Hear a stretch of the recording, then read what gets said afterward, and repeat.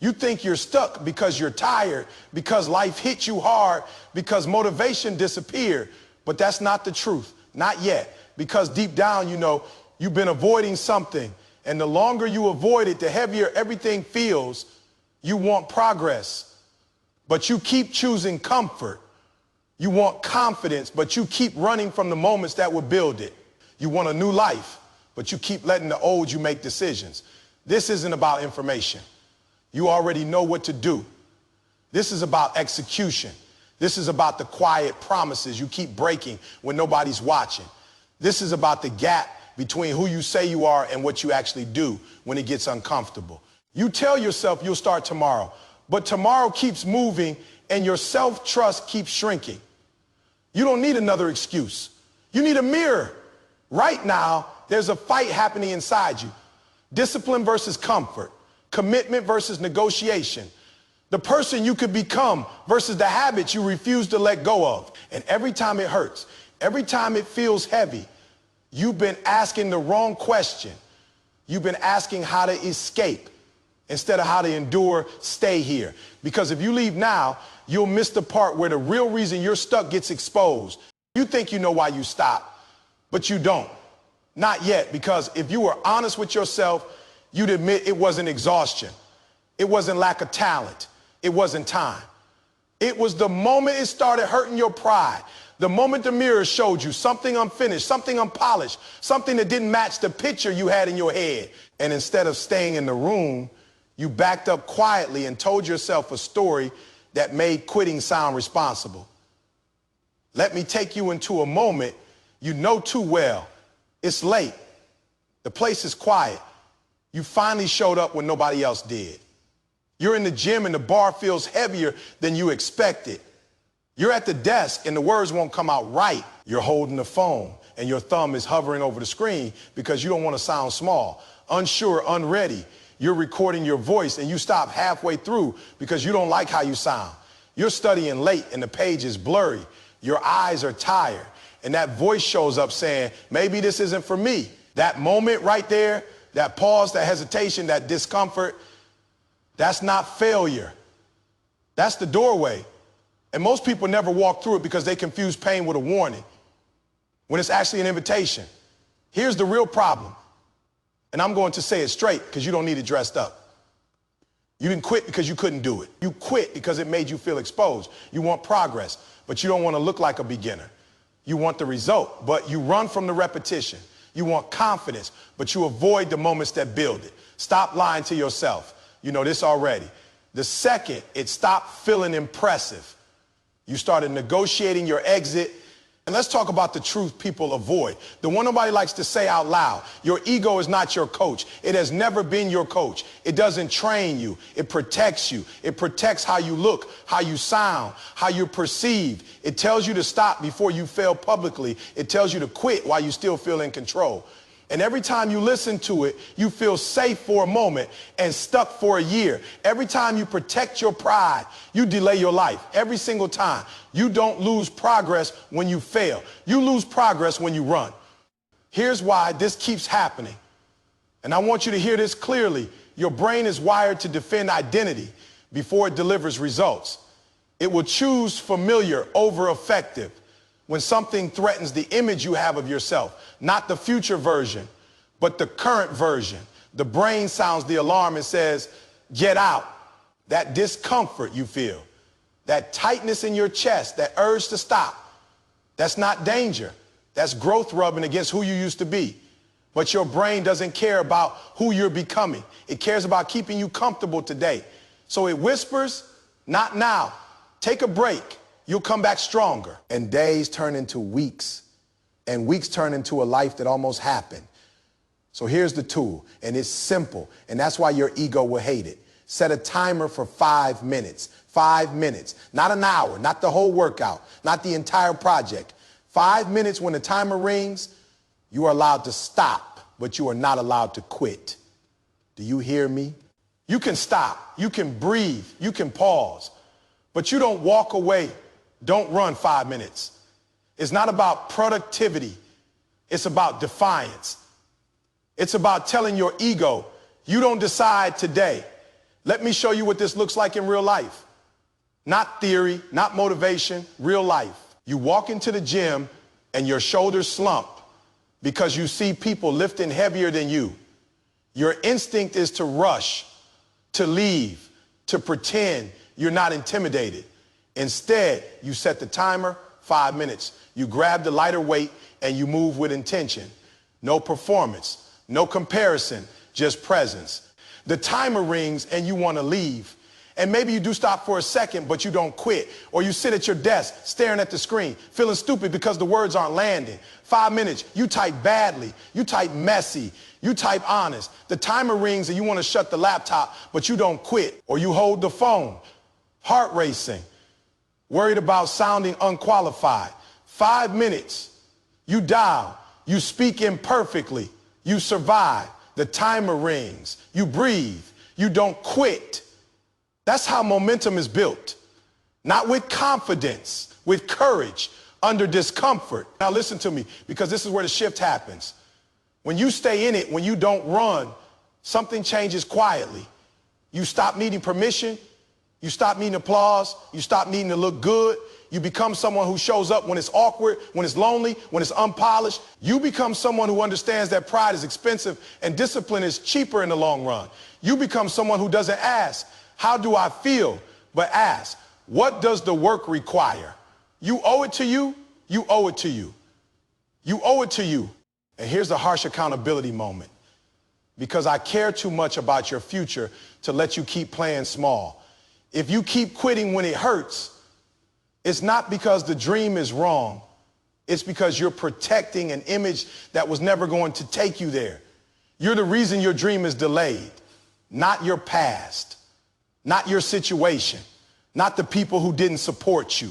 You. And the good news is that means you can also be the reason it moves forward. I know it hurts. I know it's uncomfortable. I know you're tired of feeling behind, but pain is not your enemy here. Pride is, comfort is. That urge to leave the room is the signal you've been waiting for. Stay when it's quiet. Stay when nobody's watching. Stay when your voice shakes. Stay when your numbers are small. Stay when the weight feels heavy. Don't run. Don't run. Don't run. So here's the challenge. And it's not for tomorrow. It's for today. The next time it hurts, and it will, don't change the goal. Don't change the dream. Don't change the direction. Reduce the time. 5 minutes. Set the timer. When it rings, you're allowed to stop, but you're not allowed to quit. Do it today. Do it while this is still fresh.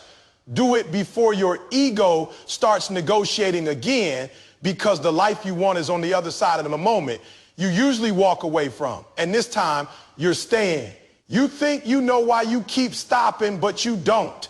Not really, because if you were honest, you'd admit it's not that you're exhausted. It's not that you're burned out. It's not that you need a break.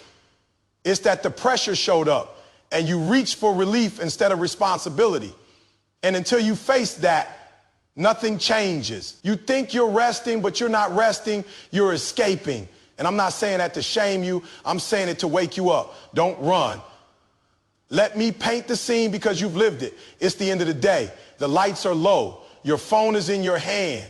You told yourself you were going to get one more thing done, just one. But the day already took so much out of you, your body sinks into the chair. The screen lights up. A video starts playing. Another one, you tell yourself, I'll just reset my mind. I'll start fresh tomorrow. I deserve a break. And in that moment, it feels good. It feels quiet. It feels safe. But when you wake up, the weight is heavier. The gap is wider. And the goal feels farther away than it did yesterday. That's not rest. That's relief. And relief is expensive. Here's the real problem, and I'm going to say it clean because you need to hear it without sugar on top. You're not tired from effort. You're tired from avoidance. You keep calling it rest. But what you really want is the pressure to stop. You want the tension off your chest. You want the responsibility to quiet down. You want the feeling of I should be doing more to go away. So you numb it, you distract it, you delay it, and then you wonder why nothing is moving. You want progress, but you keep choosing comfort. You want momentum, but you keep rewarding delay. Stop lying to yourself. You know this already. Here's the truth most people won't say because it exposes the pattern. Comfort is bribing you, Every time the work gets uncomfortable, comfort slides in with a deal. Just tonight, just this one time, you've earned it. And you take the deal because it feels harmless, but it's not free. Avoidance charges interest. It compounds. One skipped night turns into a habit. One excuse turns into a lifestyle. And before you know it, weeks have passed and you're standing in the same place with better reasons and worse results. You don't fall behind all at once. You drift there quietly. Now let me break down why your brain keeps pulling you into this cycle. Because once you see it, you can interrupt it. Your brain is wired to reduce stress fast, not to build your future slowly. Relief feels like safety. Comfort feels like control. When you avoid the work, your nervous system calms down and your brain goes, good choice. We survived. But here's the trap. Every time you avoid effort, your brain learns that effort equals danger. So the next time you try to show up, the resistance is stronger, the excuses are louder, and the emotional weight is heavier. You're not lazy. You've trained avoidance, and what you train, you strengthen. So here's the tool, and it's simple. Uncomfortable and non-negotiable, no 0 days ever.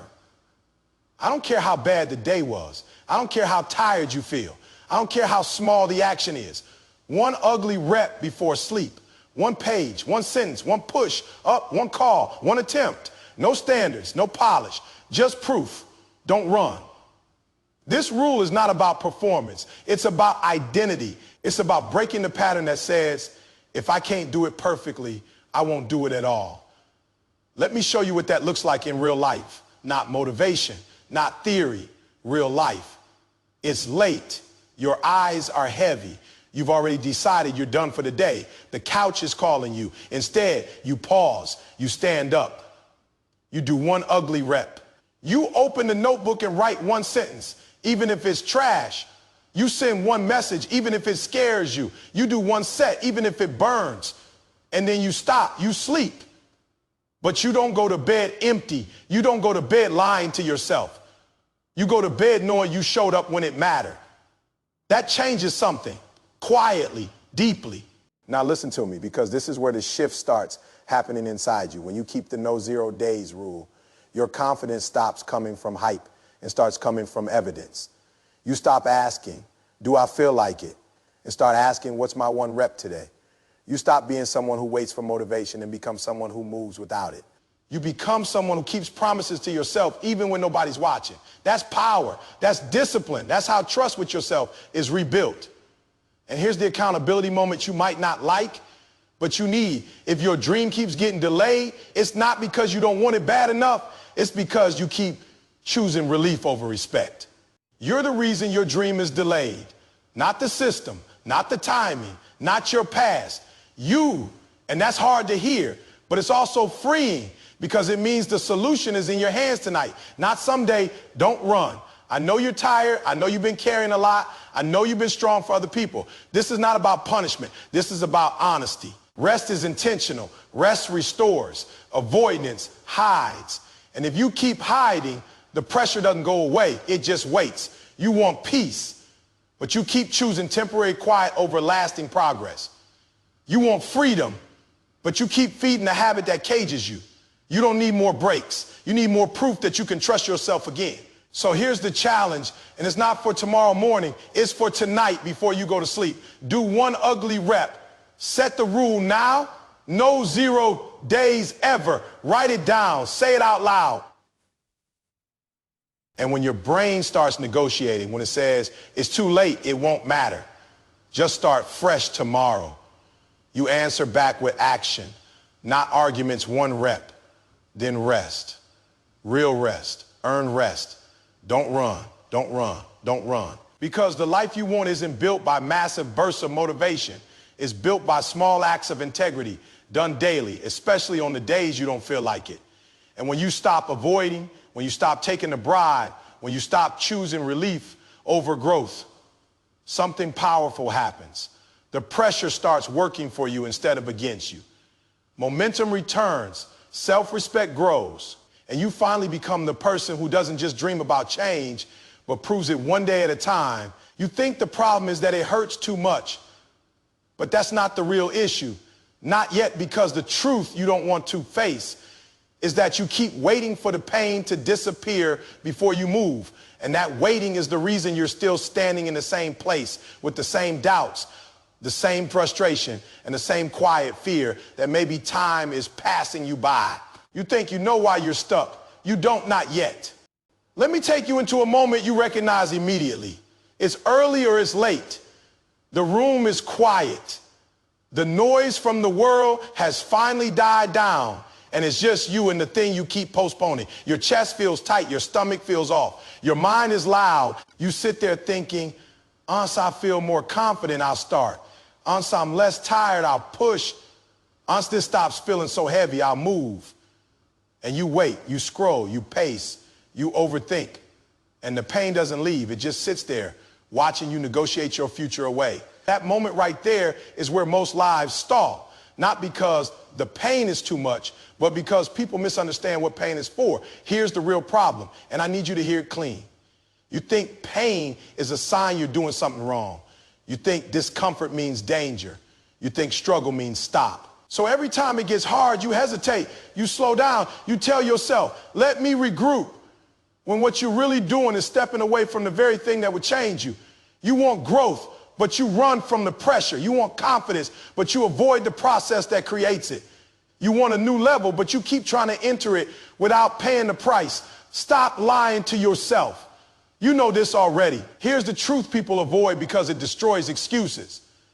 Pain is not blocking your future. Pain is shaping it.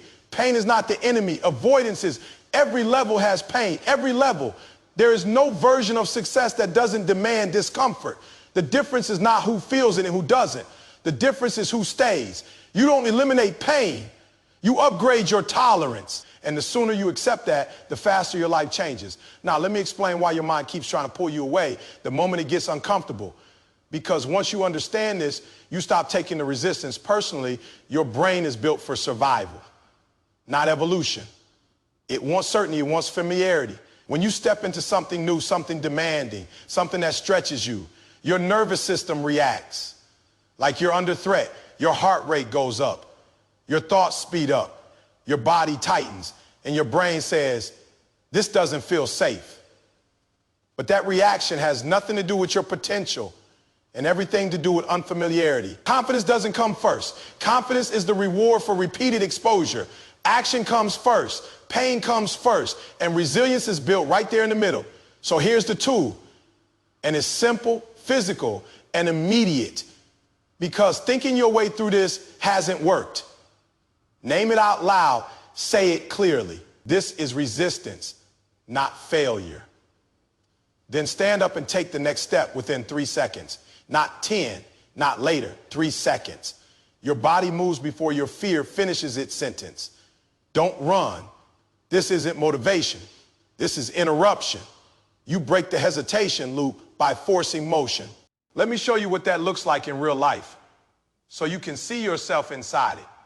You're sitting there staring at the laptop, heart pounding, feeling like you're not ready. You say it out loud, quietly if you have to.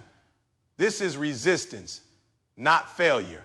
You stand up, you open the laptop, you type the first line even if it's wrong. Or you're standing outside the gym, hands in your pockets, feeling exposed. You say it, you step forward, you grab the door or you're holding the phone, palms sweating, afraid of rejection. You say it, you dial. The fear doesn't disappear, but you move anyway. And every time you do that, something shifts, not dramatically, not loudly, but permanently. Now listen to me closely, because this is where people either grow or stay the same for another year. If you keep waiting to feel ready, you will stay the same person with a different calendar, same fears, same habits, new excuses. The pain you're trying to avoid is the very thing that will rewire you. If you stayed in it long enough, you don't get stronger by feeling good. You get stronger by proving to yourself that discomfort doesn't control you. You owe it to you. You owe it to you. You owe it to you. And here's the accountability moment, because I'm not here to make you feel better. I'm here to make you better. If you're still stuck, it's not because life has been unfair. is because you keep stepping back the moment it demands something from you. You're the reason your dream is delayed, not the system, not the timing, not the lack of support. You, and that's hard to hear, but it's powerful because it means the moment you stop running, the moment you stop treating pain like a stop sign, everything changes. I know you're tired of feeling behind. I know you're tired of starting over mentally every week. I know you're tired of questioning yourself. This is not about being fearless. This is about being honest. Pain is not a signal to stop. Pain is information. It's telling you where the work is. It's telling you where the growth is. And the people you admire didn't get there by waiting for comfort. They got there by learning how to move while uncomfortable, how to breathe through it, how to stay present when everything in them wanted to escape. Don't run.